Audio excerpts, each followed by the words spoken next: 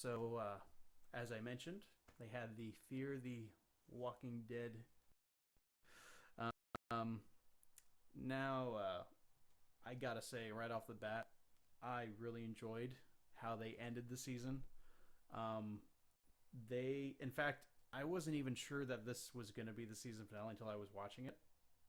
And actually, a few minutes until it came on, it said, Fear the Walking Dead season finale 2 starts in 5 minutes, 4:59, 4:58, and had that countdown that if you watch TV most of the time, as some people still do, you amped for stuff.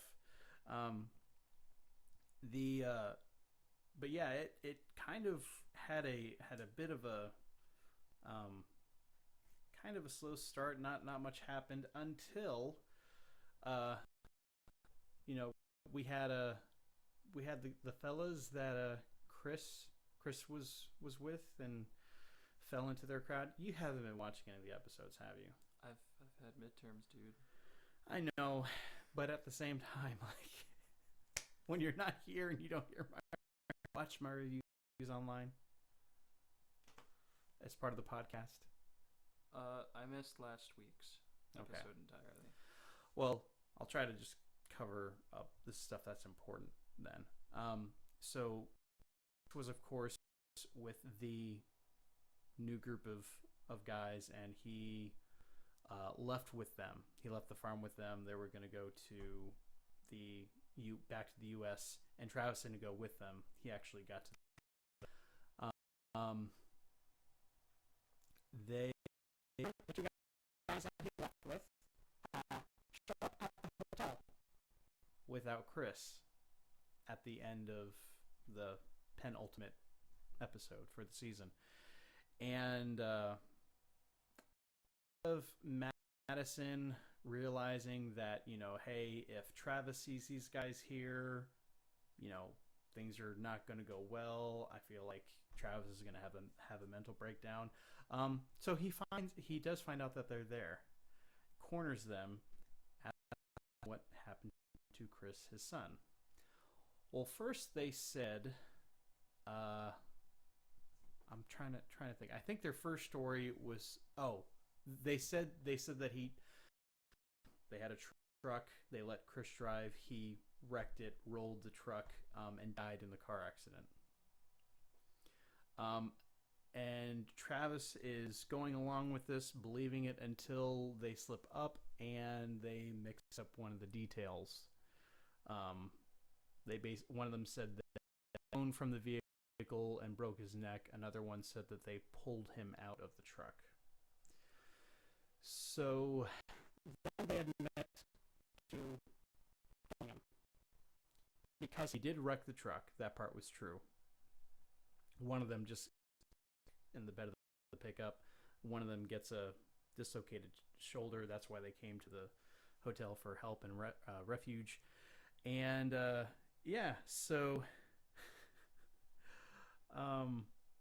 what they ended up doing of this, like what actually happened. Chris basically broke both of his legs in the car accident. He crawled out, and when he crawled out, they walked out to him and killed him. Just shot him dead. Travis, this has been Travis's best scene in the entire show. Scene I feel made all the little annoying things about Travis's character worth it up to this point, because I've been wondering, goodness, Travis, when are you gonna stop with this whole we need the way it used to be, and things are gonna go back to the way they were, and we need to be better, we need to be civilized, and that's really been getting on my nerves, as I'm sure other people who watch the show. He lost. He beat them both to death, and he did not do it quickly. Yeah, it was probably a good 4 minutes of him just beating them to death.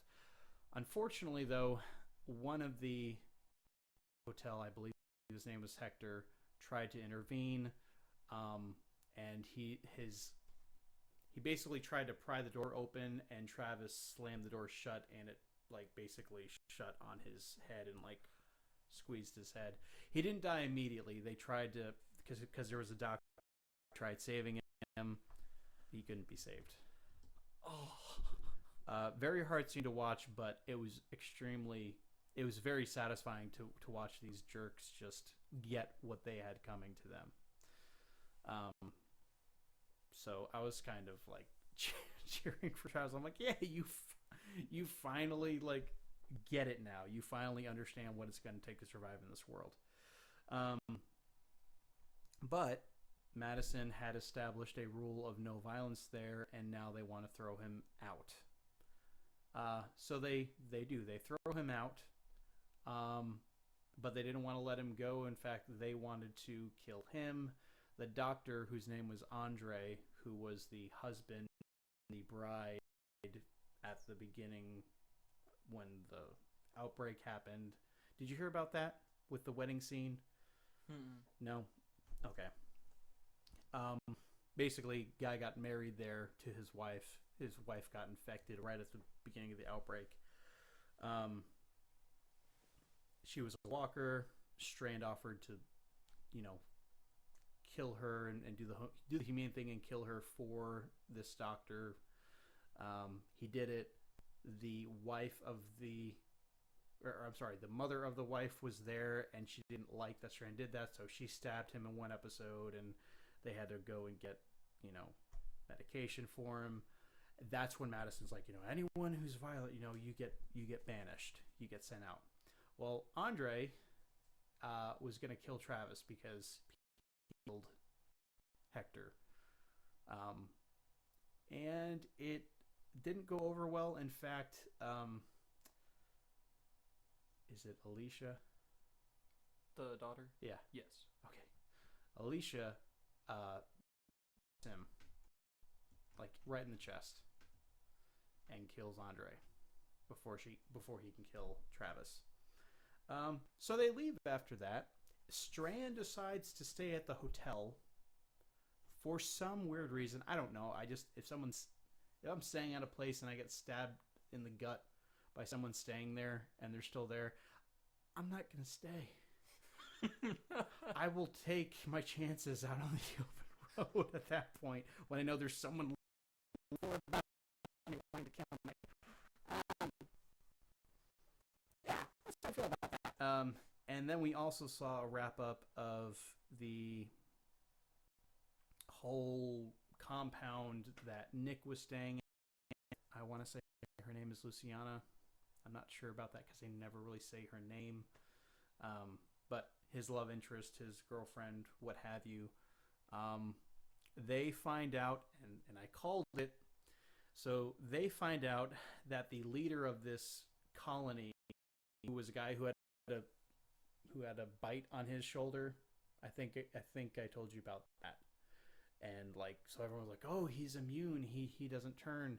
And he had told this story earlier about how he had saved a junkie who was on bath salts and was eating people like walkers. So he got grouped into a group of walkers, and this guy goes in to save him, and he gets a chunk bitten out of his arm.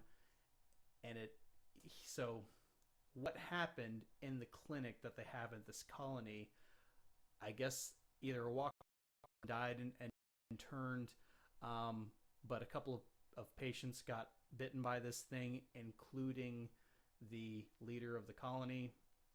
And so he's got this bite in his arm, and he acts like he's not being affected by it, but he does admit that he's not immune, and that when he was bitten before, it was by the junkie on bath salts, not the walkers. Called it. I knew he wasn't bitten by an actual walker. So all this is happening. They find out. Nick actually is able to find out that they're about to be attacked by the drug dealers who are at the supermarket. So So Nick is basically trying to convince everyone to leave, and no one wants to go because it's their home.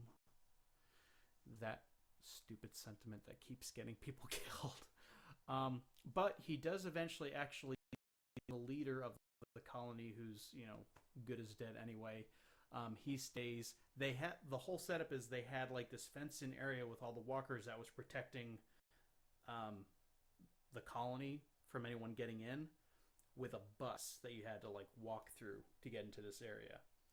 And if you got to die, you just basically went out there, let the walkers nibble on you and become one, and kind of grow almost like a defensive measure for defense. So this time lets the drug dealers come in. They find the place abandoned, and then he moves the bus so that the whole place gets overrun with walkers. Now, Travis, Madison, and Alicia all go to this place looking for Nick, and they don't find him because he's taken all the people to where he thinks he saw a refugee camp, because he sees like a military helicopter. I want to say it might have been at the U.S. border. I'm not sure. I don't know if that was clear or not. But they all show up towards the end of the 2-hour-long premiere, and you're thinking, oh, or finale, and you're thinking they're gonna do it. They're gonna get to a safe place, and these military guys come out and just start shooting all of them up. Now Nick and Luciana get captured by these guys, and that's where it ends.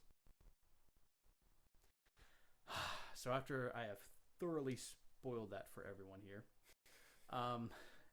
I give this a 9 out of 10. This was a really strong season finale. They do tend to like... I'm kind of good, and they've done this with The Walking Dead for a while now, but they actually used to end their season finales on a non-cliffhanger. Like, normally they would lose the place where they were staying at, and they'd have to move that.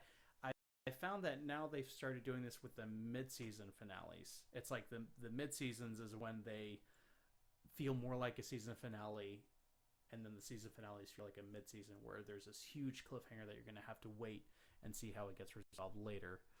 But that's how they ended it. That's where we are now. 9 out of 10 for the season finale, and in a few weeks we're going to have The Walking Dead Season 7 premiere. And I know you're watching that one. I gotta know if Glenn lives. Among other people. I mean, we don't... There's some... Let's face it, there's some people we don't care if they live or die No. in that group. Hopefully it's going to be one of them. Hopefully it's not going to be like, Glenn or Maggie. Oh my goodness, if they killed Maggie off. Yeah. It'd be so Or sick. Michonne. Like, I think those are the 3 characters that they're not allowed to touch, in my opinion. I think they'll be safe if Abraham or Eugene. Okay. And especially the fact that Maggie's like already, like, she's pregnant and she's like sick. Like, if he does, if they go that route, Negan will be probably the most hated villain in TV history. And I will hate him for that, but I will also love him for that, because there's nothing more that I love in a show than the perfect antagonist. And that's why Sephiroth is so awesome, because he takes someone away that you care about. But yeah, can't wait.